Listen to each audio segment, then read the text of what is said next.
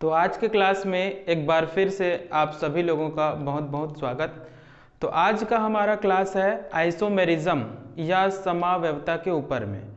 तो समावयवता क्या होता है, कितने टाइप्स के होते हैं और इसको हम आसानी से कैसे पहचान सकते हैं, how can we identify easily, right. तो हम आज इन्हीं सब चीज़ के बारे में जानेंगे। तो पहला चीज़ है कि आइसोमेरिज्म या समावयवता किसे कहते हैं, व्हाट इज आइसोमेरिज्म। तो इसका सिंपल सा मीनिंग ये है, टू और मोर substances having same molecular formula but different physical and chemical properties, right.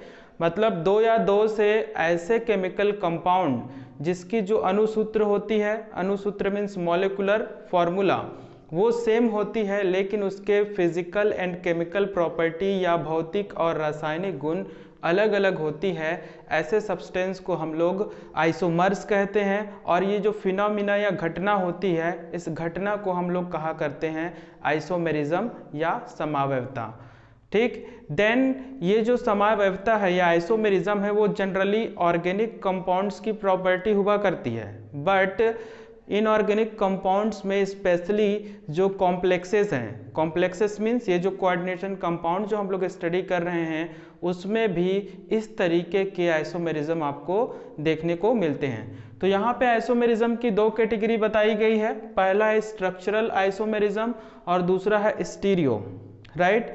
Structural को हिंदी वाले संरचनात्मक समावयवता कहते हैं, संरचनात्मक समावयवता, और स्टीरियो को कह देते हैं त्रिविम समावयवता, त्रिविम समावयवता, राइट। तो आज के क्लास में हम स्पेशली स्ट्रक्चरल आइसोमेरिज्म के बारे में ही बात करेंगे कि संरचनात्मक समावयवता क्या होता है, इसके कितने कैटेगरी होते हैं। तो कैटेगरी आपको यहाँ पे दिख रही है, टोटल 4 कैटेगरी होते हैं। पहला कैटेगरी जो लिया गया है वो है आयोनाइजेशन आइसोमेरिज्म या आयनन समावयवता, इसको हम लोग कहते हैं। सेकंड है हाइड्रेटेड और सॉल्वेटेड आइसोमेरिज्म, इसको हिंदी में भी हाइड्रेटेड या सॉल्वेटेड ही कहा करते हैं। थर्ड है कोऑर्डिनेशन आइसोमेरिज्म या उप सह संयोजी समावयवता। देन लास्ट है लिंकेज आइसोमेरिज्म। तो इस तरीके से स्ट्रक्चरल आइसोमेरिज्म की टोटल 4 कैटेगरी होती है। अब स्ट्रक्चरल को भी हम बहुत आसानी से समझने की कोशिश करते हैं। स्ट्रक्चरल कहने का मतलब है कि अगर आपके पास एक ही मॉलिक्यूलर फार्मूला वाले कंपाउंड्स है लेकिन अगर हम उसके आइसोमर्स को देखते हैं तो उसका जो अरेंजमेंट होता है, उसका जो अरेंजमेंट होता है वो डिफरेंट होता है, राइट। अरेंजमेंट जो होता है लिगेंड का सेंट्रल मेटल एटम के चारों ओर, राइट, सेंट्रल मेटल एटम के चारों ओर लिगेंड का जो अरेंजमेंट होता है वो अगर आपको अलग अलग दिखाई देता है तो ऐसे अरेंजमेंट और स्ट्रक्चर को हम लोग कहा करते हैं स्ट्रक्चरल आइसोमेरिज्म। आइए इसके पहले कैटेगरी के बारे में जानते हैं। स्ट्रक्चरल आइसोमेरिज्म का पहला टाइप हुआ करता है आयोनाइजेशन आइसोमेरिज्म। तो आयोनाइजेशन आइसोमेरिज्म होता है compounds which give different ions in solution although they have same composition are called ionization isomerism। इसका मतलब ये है कि आपके पास कंपाउंड एक ही रहेगा बट जो लिगेंड है उसका अरेंजमेंट अलग अलग होगा, और जब हम उसे डिसॉल्व करेंगे या कहें कि घोलेंगे या डिसॉल्व करेंगे तो उसके सॉल्यूशन में आपको डिफरेंट आयंस देखने को मिलेगा। अगर डिफरेंट आयंस आ रहे हैं तो डेफिनेटली हम उन दोनों कंपाउंड को एक दूसरे का आयोनाइजेशन आइसोमर कहेंगे। जैसे यहाँ पे एक कॉम्प्लेक्स हमको दिया गया है CONH34 Br2 और SO4, ठीक है। इन दोनों कॉम्प्लेक्सेस में सबकी क्वांटिटी सेम है। अमोनिया यहाँ पे 4 है तो 4 है, Br2 2 है, यहाँ भी 2 है, SO4 1 है तो SO4 1 है। लेकिन हम इसको एग्जैक्ट कब प्रूफ कर पाएंगे कि ये आयोनाइजेशन आइसोमेरिज्म है, जब हम इसको ब्रेक डाउन करेंगे, राइट। इसको ब्रेक डाउन करेंगे तो ये आपको मिलेगा CONH34 Br2 Br2 यहाँ पे लगेगा 2 पॉजिटिव और यहाँ पे लग जाएगा SO4 2 माइनस का चार्ज। ये इस तरीके से। सेकंड वाले को अगर मैं ब्रेक डाउन करता हूँ तो सेकंड वाले को ब्रेक डाउन करने पे ये आपको चार्जेस देंगे कोबाल्ट NH3 4 SO4 के बाद यहाँ पे लग जाएगा +2 का चार्ज और ये हो जाएगा Br माइनस, ये इस तरीके से। तो हमने क्या किया है, उसको डिसॉल्व कर दिया है और डिसॉल्व करने के बाद हम चेक करते हैं कि दोनों के दोनों आयंस डिफरेंट है। इसमें कॉम्प्लेक्स आयन इस तरीके से है जिसमें जो ब्रोमीन है वो कोऑर्डिनेशन स्फीयर के अंदर है और दूसरे केस में जो Br माइनस है मीन्स ब्रोमाइड आयन जो है वो कोऑर्डिनेशन के बाहर में। ओवरऑल आप ऐसा कह सकते हैं कि इस केस में आपको सल्फेट आयन मिल रहा है, इस केस में हम बोल सकते हैं कि आपको कौन सा आयन मिल रहा है, ब्रोमाइड आयन मिल रहे हैं। तथा कॉम्प्लेक्सेस है ना, जो कॉम्प्लेक्सेस आपको नजर आ रहे हैं उसमें Br और SO4 क्या है, अलग अलग हैं। तो इस तरीके के आयंस का कोऑर्डिनेशन स्फीयर के अंदर और बाहर डिफरेंट शो होना आप आयोनाइजेशन आइसोमेरिज्म को आसानी से आइडेंटिफाई कर सकते हैं और इसके वजह से इसका कलर भी चेंज हुआ करता है, राइट। डिफरेंट आयंस होने की वजह से कॉम्प्लेक्सेस का कलर भी चेंज हुआ करता है। जैसे पहले वाले कॉम्प्लेक्स का जो कलर होता है वो रेड वॉयलेट हुआ करता है, जबकि ये सेकंड वाला कॉम्प्लेक्स का जो कलर है वो ओनली रेड हुआ करता है। स्ट्रक्चरल आइसोमेरिज्म के दूसरे आइसोमर्स के बारे में जानते हैं। तो दूसरा आइसोमेरिज्म क्या है, हाइड्रेटेड आइसोमेरिज्म। हाइड्रेटेड आइसोमेरिज्म की डिफिनेशन है compounds which have the same composition but differ in the number of solvent molecules as ligands and as free solvent molecule in the crystal lattice are called hydrated isomerism, right। Definition आपको थोड़ा सा complicated लग रहा होगा but ये बिल्कुल भी complicated नहीं है। क्यों नहीं है, अब बस आपको एक ही चीज़ का ध्यान रखना है, वो ध्यान ये रखना है कि आपको सॉल्वेंट का मॉलिक्यूल ढूंढना है कि जितने भी लिगेंड्स दिए गए हैं उनमें सॉल्वेंट का मॉलिक्यूल कौन सा है। आमतौर पे सॉल्वेंट के मॉलिक्यूल्स वाटर हुआ करते हैं, राइट, बट वाटर को छोड़ करके दूसरे मॉलिक्यूल्स भी दिए जा सकते हैं।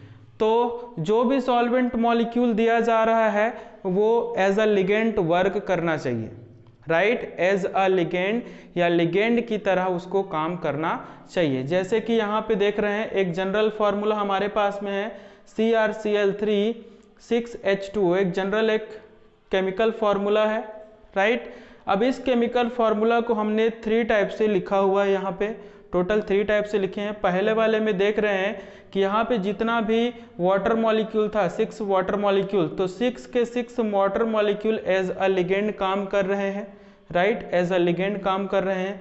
दूसरे वाले एग्जाम्पल में देखते हैं तो 5 जो वाटर मॉलिक्यूल है वो एज अ लिगेंड काम कर रहा है, जबकि एक जो है लिगेंड की तरह काम नहीं कर रहा है, वो उसके क्रिस्टलाइन वाटर की तरह वर्क कर रहा है, राइट, क्रिस्टलाइन वाटर की तरह वर्क कर रहा है।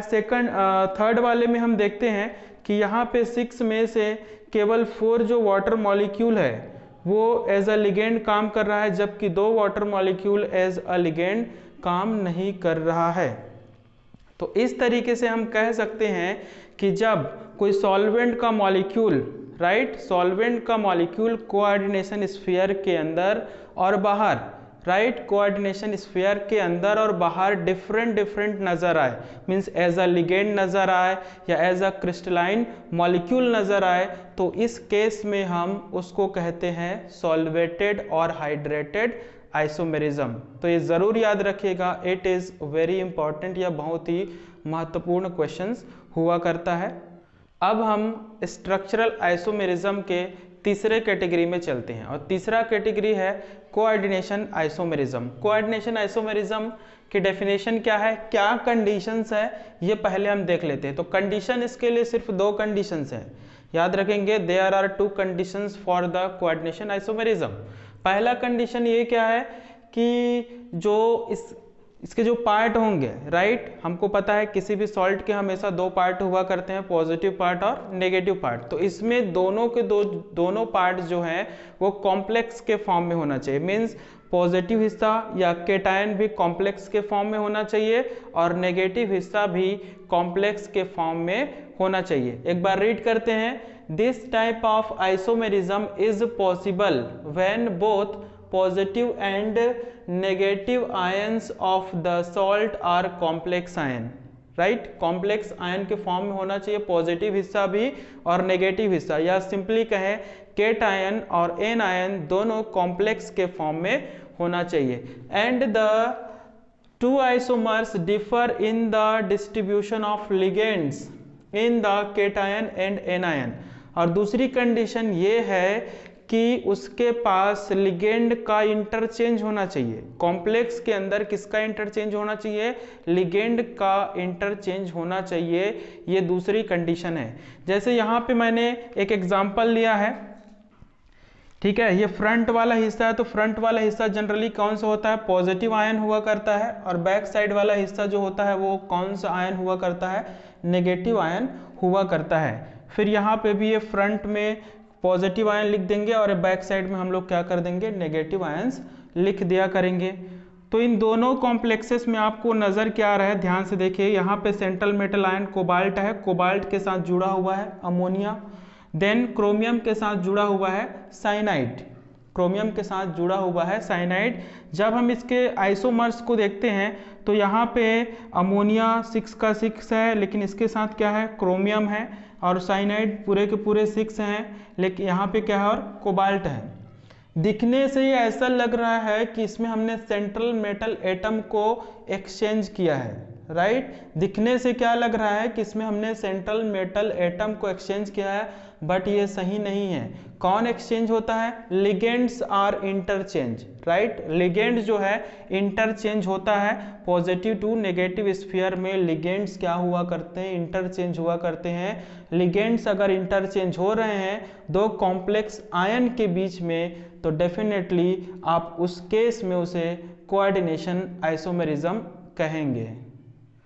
अब हम स्ट्रक्चरल आइसोमेरिज्म के लास्ट आइसोमेरिज्म के बारे में देखते हैं। तो लास्ट आइसोमेरिज्म है linkage isomerism. Linkage isomerism structural isomerism का सबसे ज़्यादा इम्पॉर्टेंट पार्ट हुआ करता है, क्योंकि एग्जाम में इससे रिलेटेड क्वेश्चंस आपको ज़्यादातर देखने को मिलते हैं। इसके पीछे रीज़न ये है कि रीज़न क्या है? One ambidentate ligand, right. कम से कम जितना भी लिगेंड होगा उसमें से एक लिगेंड एम्बिडेंट लिगेंड या उभयधर्मी लिगेंड हुआ करता है। तो उभयधर्मी लिगेंड या एम्बिडेंट लिगेंड क्या है? तो आप मेरे पिछला लेक्चर्स जरूर एक बार देख लीजिए, है ना। तो फिर भी मैं यहाँ पे एक्सप्लेन कर देता हूँ कि what is an ambient ligand. एक उभयधर्मी लिगेंड क्या हुआ करता है? मीन्स ये एटम का ग्रुप हुआ करता है, it is a group of atoms, atoms का ग्रुप हुआ करता है, बट वो जब सेंट्रल मेटल एटम के साथ जुड़ते हैं, जब वो सेंट्रल मेटल एटम के साथ जुड़ते हैं तो अपना डोनेटिंग साइट चेंज कर लेता है। जब वो सेंट्रल मेटल एटम के साथ जुड़ते हैं तो अपना डोनेटिंग साइट को चेंज कर देता है। जैसे पहले वाले केस में हम देख रहे हैं कि यहाँ पे NO2 N जो एटम है वो फ्रंट में, मीन्स यहाँ पे जो नाइट्रोजन है वो अपना लोन पेयर डोनेट करेगा, मीन्स वहाँ पे डोनर साइट क्या हुआ? नाइट्रोजन हुआ। लेकिन मैं दूसरे वाले केस में देखता हूँ तो यहाँ पे जो डोनर साइट है वो कौन हो जाएगा? ऑक्सीजन हो जाएगा।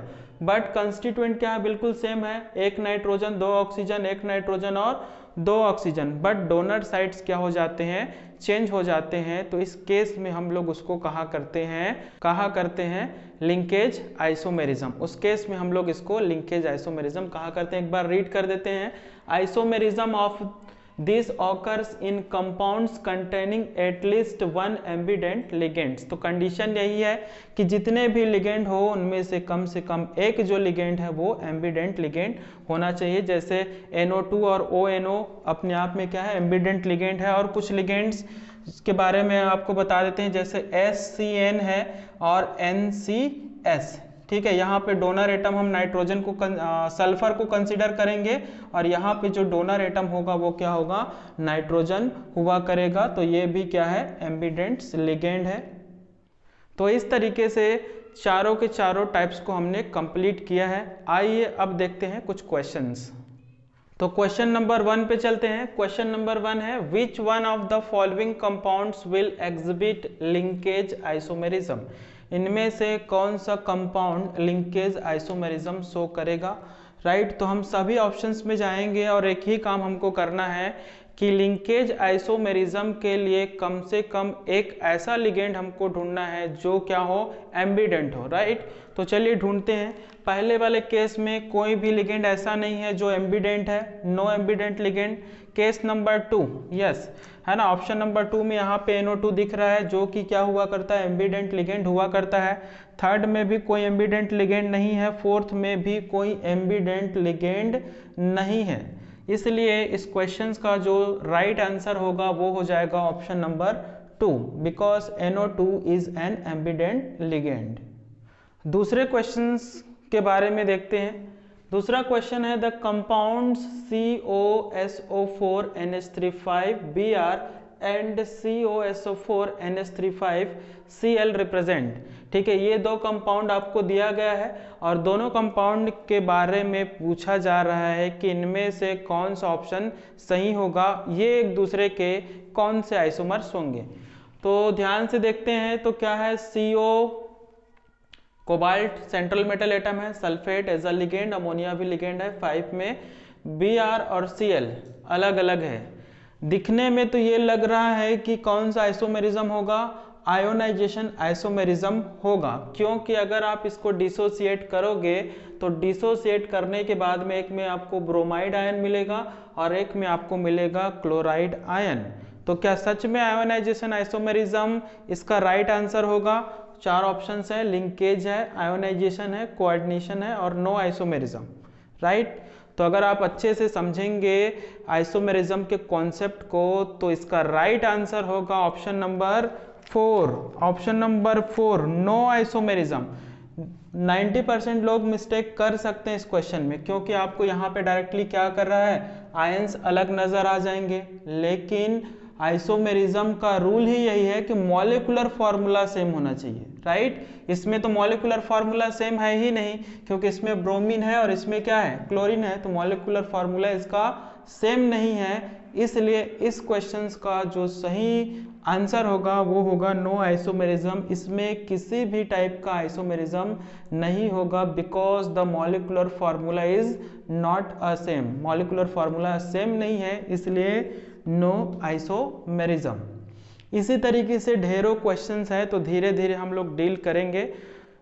उम्मीद करता हूं कि आज का लेक्चर आप सबको आसानी से समझ में आया होगा। तो इसी तरीके से देखते रहिए, सीखते रहिए और अपने दोस्तों को शेयर करते रहिए। Thank you.